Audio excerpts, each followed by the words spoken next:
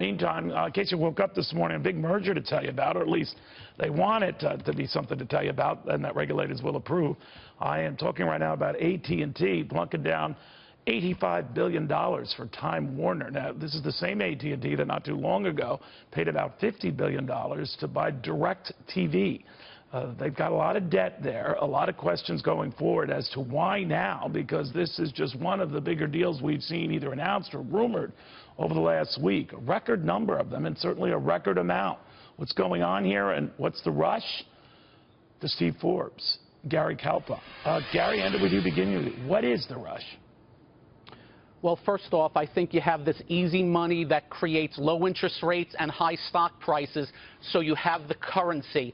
But on top of that, you have companies that are not growing anymore, so they have to look elsewhere to buy. And as you see, like in the British Tobacco, their sales are down 11% year over year. So go after Reynolds, who, by the way, bought Lorillard for $27 billion a couple of years ago. And then you add into political front.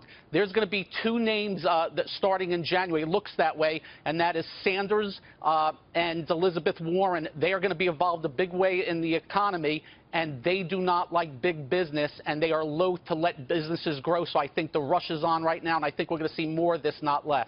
You know, Steve, normally when the smart money crowd are those who have a lot of money and are making their bets, they're telling us something is about to happen. I don't know whether it's a political response, a sense of the Federal Reserve finally poised to raise interest rates, deals won't be as cheap in the future, but they all seem to be bouncing at the same time. What do you make of that? Well, I think it's been indicated the economy is not growing very much. Growth, there's been a lot of M&A activity, a lot of stock buying back in, financial engineering, and business capital expenditures aren't what they should be.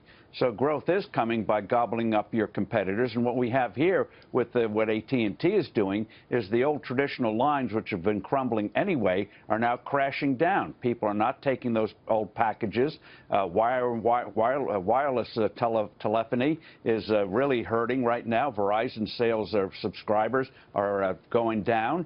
So you're looking around, your world is coming down. So you grasp to try to get something that may boost you up. Because you don't know how this thing is going to play out. If you don't have a playbook, you grasp what you can and hope you find something that can make you a winner in the future. But there is no clear path, and that's very clear.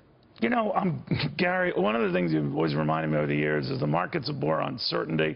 A new element of uncertainty for the markets have been, they've kind of factored in, they might be wrong, a Hillary Clinton victory. And they, again, I stress they could be very wrong. But another variable that they've had to wrestle with is the possibility she takes the center of the House with her. Why would that unnerve them? Just help me with that. Well, I think a lot of the media talks about how Hillary Clinton's a moderate.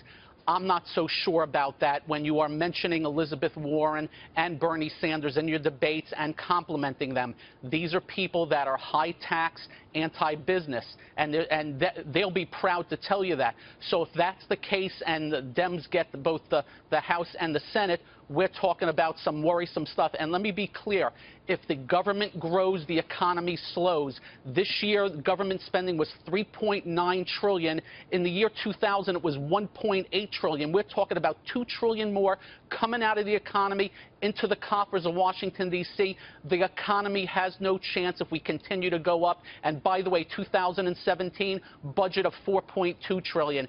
The economy does not have a chance if that trajectory continues. Steve, real quickly, markets and economies generally do best, not all the time, but generally, when there's a split government. The White House in one party's hands, the Senate and or House in another party's hands. Of course, remember that in the mid-90s after the Republicans took over the House, and how that really led to booming times, and the Clinton boom, as they called it then. I'm sure Newt Gingrich called it the Gingrich boom. But what do you make of that, and that might not be the case, and that's maybe precipitating a lot of these deals? Yes, that kind of uncertainty. And this idea, and Gary's right, that Hillary Clinton is a moderate with her inner bill waiting to get out is preposterous. Remember, she gave us Hillary Care back in the mid-1990s, which was even more for the radical than Obamacare. She wants a single-payer system, and so she wants revenge for what happened to her 20 years ago. Ooh. So this idea that she's some kind of an inner moderate is just wrong, and the markets, I think, are beginning to sense that that could be the case, especially if she gets the Senate and the House. by golly, you're going to see the market tank, and a lot of people are going to be scrambling. How do we survive the next 2 years, 4 years? All right. And just as many people say, Donald Trump gets in there unexpectedly, the markets could tank. All these guys are just ridiculous. Not you guys, of course. Thank you both very, very much. Thank All you. right.